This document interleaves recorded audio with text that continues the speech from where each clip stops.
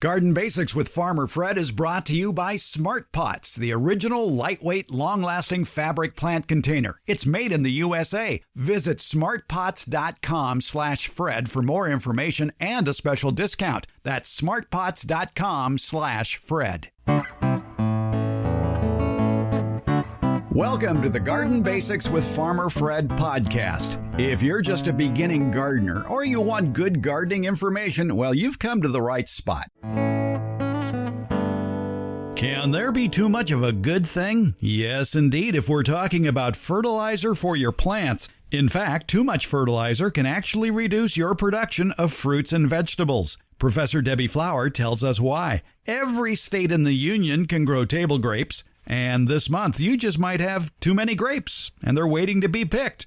So unless you're a professional bird feeder, you may want to save those grapes for yourself by making raisins. We get tips on how to do that from a master gardener. With all the stuff that's happening around us these days, we need to be transported more often to our happy place.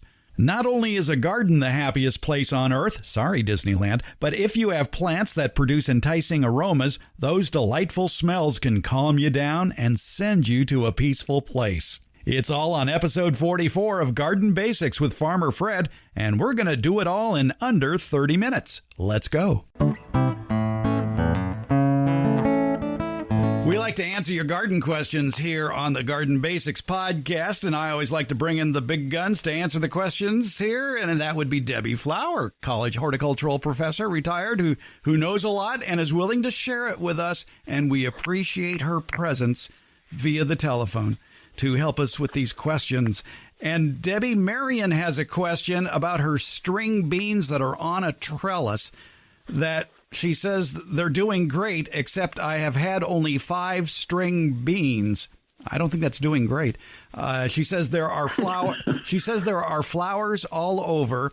She mentions using a fertilizer. I won't mention the brand name, but in my mind, it's always a miracle if anything grows with this fertilizer because there's just so much nitrogen, phosphorus, and potassium in this particular water-soluble fertilizer. A lot of salts, and if we put too many salts, salts are charged particles. If you put ions, plants absorb their nutrients as ions. You put too many, actually a salt is something that dissolves in water. That's a definition of salt. But plants absorb their nutrients as ions, which are charged particles. And if you put too many salts, too many nutrients in the soil that contains plant roots, plants can't absorb the nutrients. There's so much salt that they actually ooze their contents of their vascular system out into the soil. The whole direction of movement of water reverses, and the plant puts the water out into the soil instead of absorbing it into the plant. That's a process called osmosis.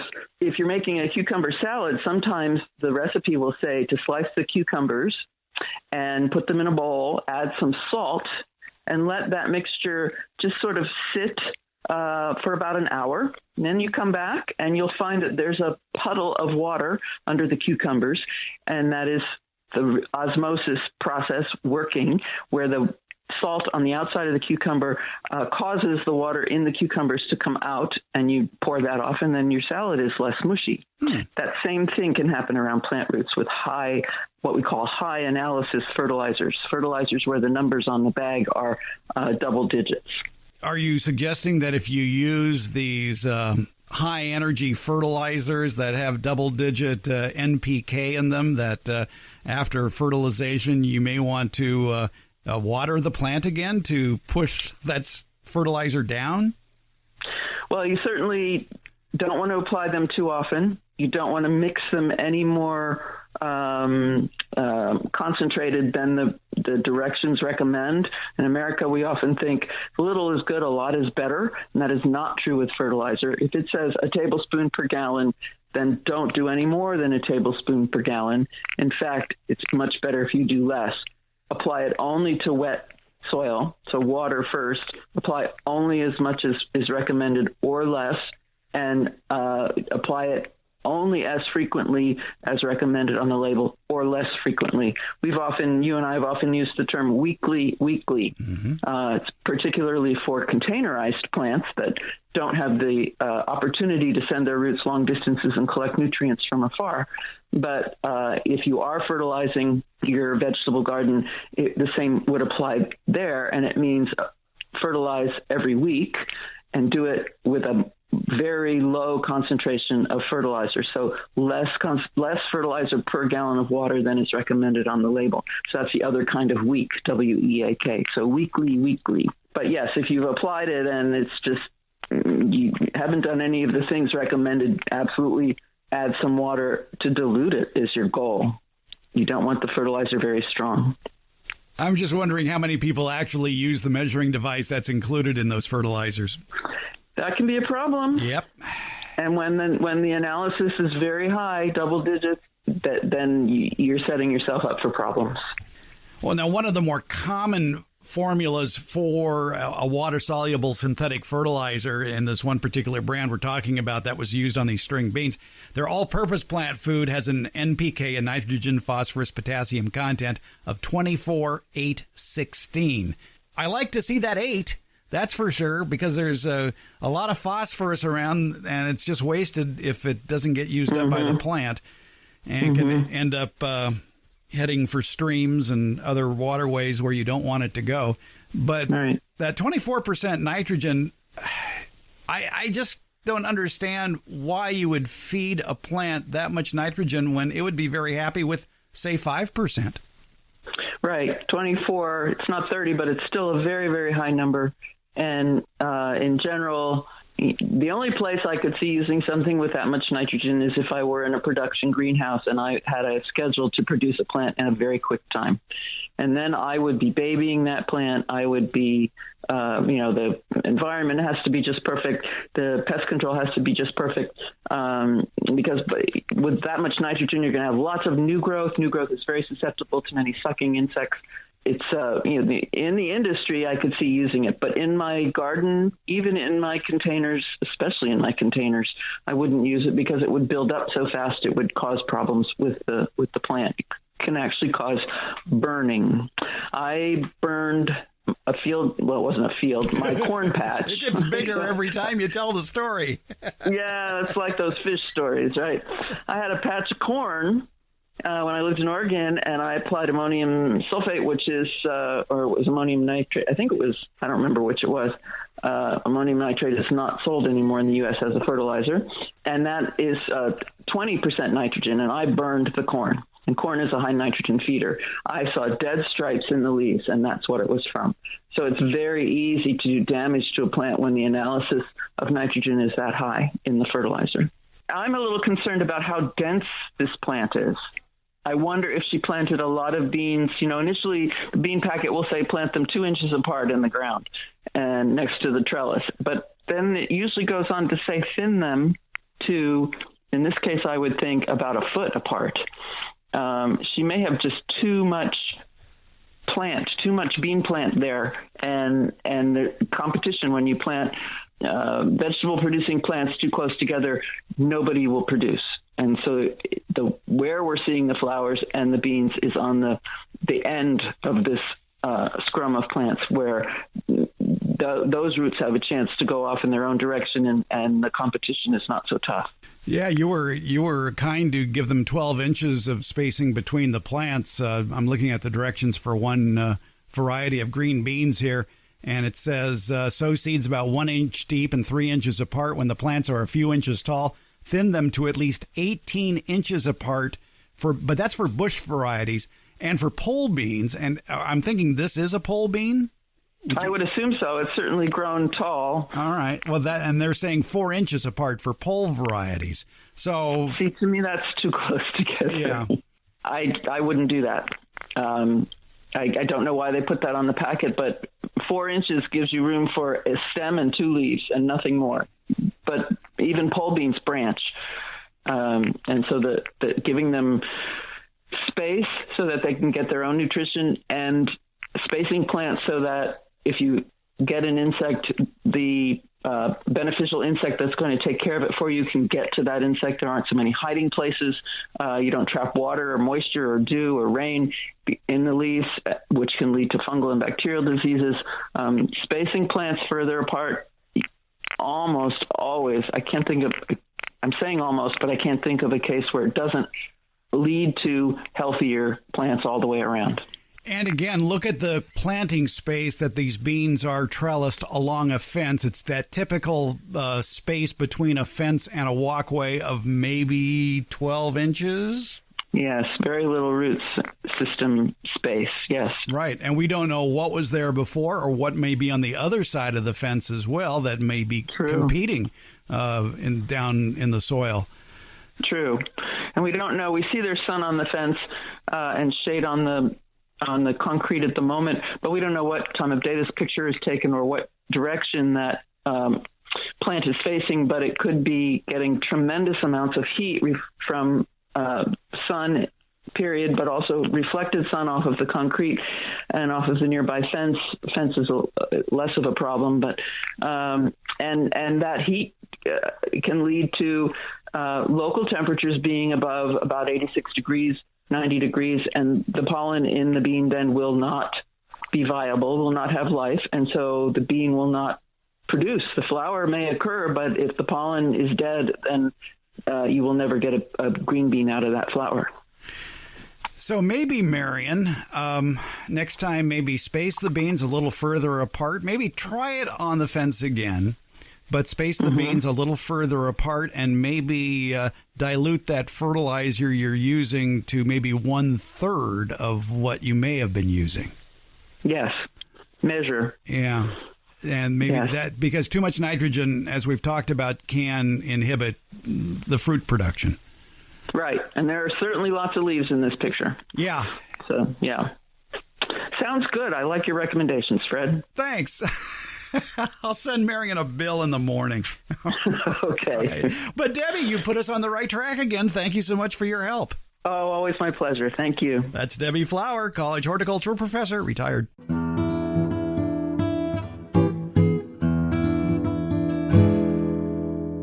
We're glad to have Smart Pots on board supporting the Garden Basics podcast. Smart Pots are the original award-winning fabric planter. They're sold worldwide. Smart Pots are proudly made 100% in the USA. I'm pretty picky about who I allow to advertise on this program. My criteria, though, is pretty simple. It has to be a product I like, a product I use, a product I would buy again.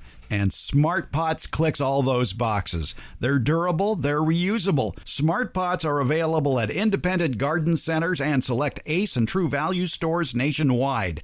To find a store near you, visit smartpots.com/Fred. It's Smart Pots, the original award-winning fabric planter. Go to smartpots.com/Fred for more info and that special Farmer Fred discount on your next Smart Pot purchase. Go to smartpots.com/Fred. There are several ways to reach us here at the Garden Basics podcast. Call or text us at 916-292-8964. That's 916-292-8964. Email your questions and pictures to fred@farmerfred.com or post your garden queries at the Get Growing with Farmer Fred Facebook page or at Farmer Fred on Twitter.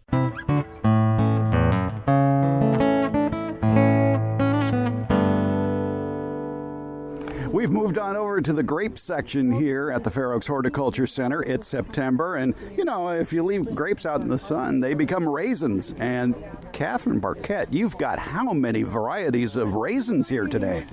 We have 4 varieties of raisins, Fred, and we have about 9 varieties. Exactly, and many are seedless, some have seeds, and I would hope that these raisins are seedless. The ones we have are seedless, but you can make raisins out of grapes with seeds. Imagine putting them into an oatmeal raisin cookie. It just adds a little crunch. Well, so you can bite into them. Yes, absolutely. So how did you make these raisins? Well, raisins can be made in 3 ways. The sun is a wonderful way to make raisins, and the industry itself actually puts the raisin clusters out on big paper trays in between the rows, or they let them dry right on the vine, and if people come up, they can see that starting to happen here on the Thompson seedless, where some of the clusters are drying into raisins on the vine. But we should also point out that all of those raisins are in bags to keep them from the birds. Exactly. The third way you can make raisins is to use a mechanical device like a dehydrator, and we have one here to show people. Okay. And you can fit a lot of raisins in the big ones, and here's the process you go through. You pick the grapes, make sure they're ripe, and then you wash them under water. You don't put them in a pot of water, because if you do that, any bacteria or anything that's on the grape itself will still be in that water. So you want the water to go on through and wash everything off. You take the little stems off if they're sticking on, and then you do what's called checking. And checking is when you plunge the grapes into hot water for 30 to 60 seconds, or you can go a little longer, they're very forgiving, and then you plunge them into ice water. Isn't that called blanching? It doesn't actually blanch the grapes. They might get a tiny bit lighter, but you can't really see that. But what it does for grapes is it splits the skin, and then they dry much more evenly and faster. That would be easier than cutting them in half. Yeah, and cutting them in half, I tried that, and you get a really flat raisin. You want some depth to it, some chewiness. Then you let those dry on paper towels, and then you put them in your dehydrator, and you turn them on to a temperature of 135, and it takes 24 to 48 hours, maybe even a little longer in my dehydrator. Now, people's ovens or dehydrators might differ a little bit. So many things that you put in the dehydrator will start off at a higher temperature, and then after an hour or two, you drop it to a lower temperature, but this is a constant 135. That's correct. It's low and slow. And then how do you store them?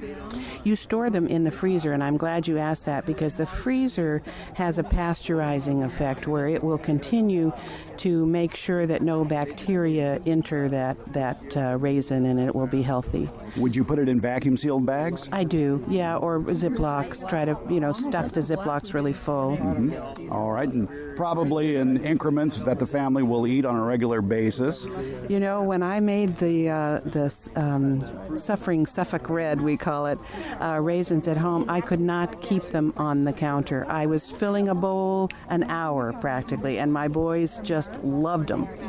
Well, yeah, they're teenagers. Yes. All right, and they're sweet. They are sweet, and you'll find a lot of variety in the raisins themselves. What varieties make for the best raisins?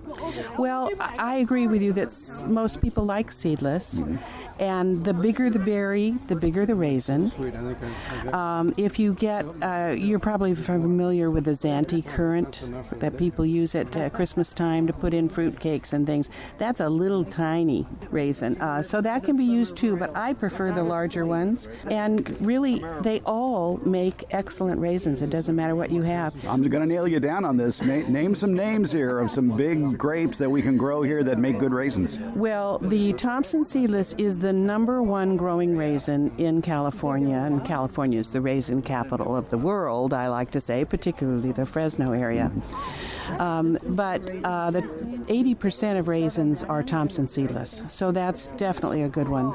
We haven't tried the Sweet Scarlet, but it's an excellent sweet red grape, and I think that would make a super raisin. The reason we haven't tried it is it's new for us, just the 3rd year, so we have a fresh cluster. 2 other popular homegrown varieties in our area are Ruby and Flame. Do they make good raisins? Excellent. They're excellent raisins. We have 4 here for people to try. Let's see what they are. We have the Summer Royal, the Tom Cord, the Muscat. Oh, that's an idea.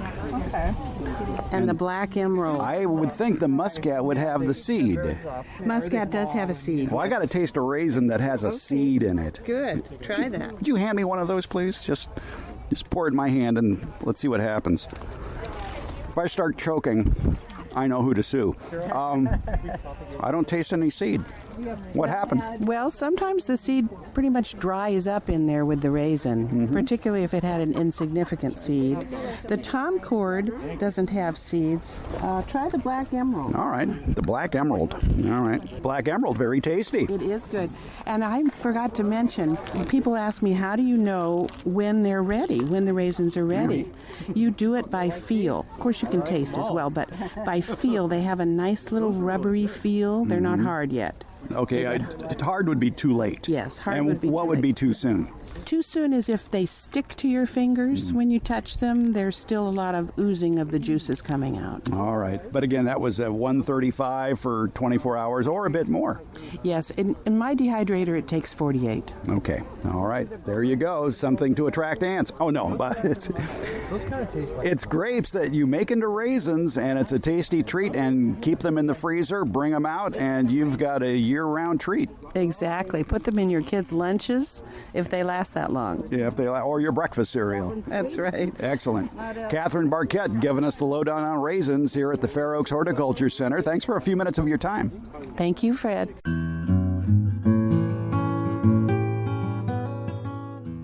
The Garden Basics with Farmer Fred podcast has a lot of information posted at each episode. Transcripts, links to any products or books mentioned during the show, and other helpful links for even more information. Plus, you can listen to just the portions of the show that interest you. It's been divided into easily accessible chapters. And you'll find more information about how to get in touch with us. We have links to all our social media outlets, including Facebook, Instagram, Twitter, and YouTube. Also, a link to the farmerfred.com website. That's where you can find out more information about the radio shows. You remember radio, right? Now, if the place where you access the podcast doesn't have that information, you can find it all at our home podcaster, Buzzsprout, buzzsprout.com. Just look for the Garden Basics with Farmer Fred podcast. You'll find a link to it in the show notes.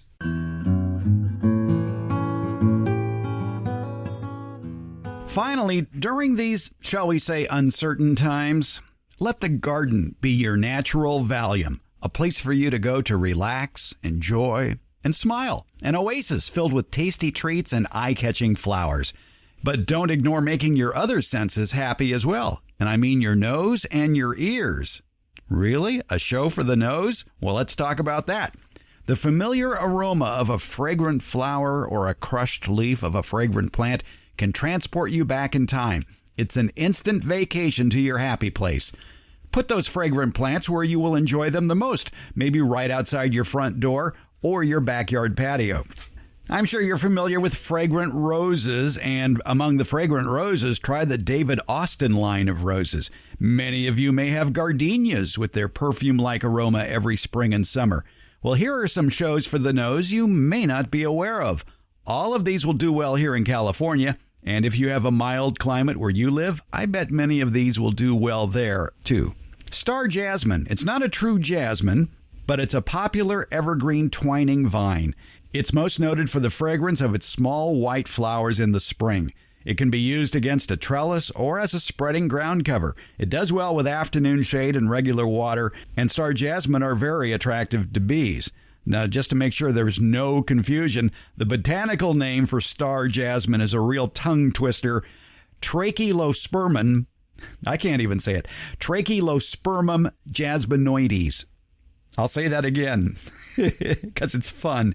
Trachylospermum jasminoides. One of my favorite shows for the nose is the banana shrub. Now, I'm not talking about a banana plant that grows something you peel and eat. The banana shrub is actually in the magnolia family. The botanical name is Magnolia figo. It's an evergreen shrub. It has small yet very fragrant pink or cream-colored flowers during mid-spring. Now, why is it called a banana shrub? Well, one whiff, and you just might be reminded of the aroma of juicy fruit gum, which has kind of a banana scent to it. One of my favorite plants for a shady area, especially right outside a door, is winter daphne, Daphne odora. This evergreen shrub solves two vexing garden problems. It's a plant that thrives in full shade, and it produces fragrant blooms in the dead of winter. Winter daphne, it'll do well in milder areas of the west and the south. A plant that does well anywhere is tuberose. The blooms of this perennial tuber, which is a native of Mexico, will fill your backyard with a heady scent during summer evenings. It has grass-like leaves that can get to 3 feet tall, but the white tubular flowers, which are clustered at the top, have this delightful aroma. It's a good choice for containers, so you can move it indoors if it gets too cold and then set it back out when the weather gets warmer. The tuberose needs regular water to look its best. Another one with a name that describes it all, sweet box. It's an evergreen shrub for shady areas. Sweet box is at its most fragrant during late winter and early spring, and the botanical name for sweet box is Sarcococa. There's plenty more shows for the nose I don't have time to talk about, like winter sweet, white evening primrose, flowering tobacco, or sweet olive. But don't forget the evergreen shrubs and herbs that can provide an enticing aroma when their leaves are crushed. And that includes sweet bay, rosemary, and cilantro. Now, what's this about a garden show for the ears? I don't know about you, but whenever I hear the buzzing of a bumblebee or a native bee or the quick wing flapping of hummingbirds, I get a big smile. And I bet you will too. By the way, to attract native bees to your yard, just put in native plants. Among the general plants that bees like, the list includes catnip, oregano, cosmos, rosemary, lavender, sunflowers, bottlebrush, and a lot more.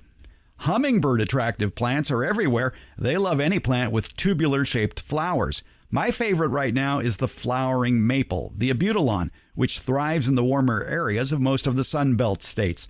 Other hummingbird attractive plants include lavender, hibiscus, just about any variety of sage, bottlebrush, the butterfly bush, citrus plants, the flowering crabapple tree, lantana, aloe vera, begonias, fuchsias, columbine, coral bells, daylilies, gladiolas, impatiens, hollyhock, the Peruvian lily, the alstroemeria, petunias, snapdragons, zinnias, trumpet vine, morning glory. Well, you get the idea. Hummingbirds like a lot of plants.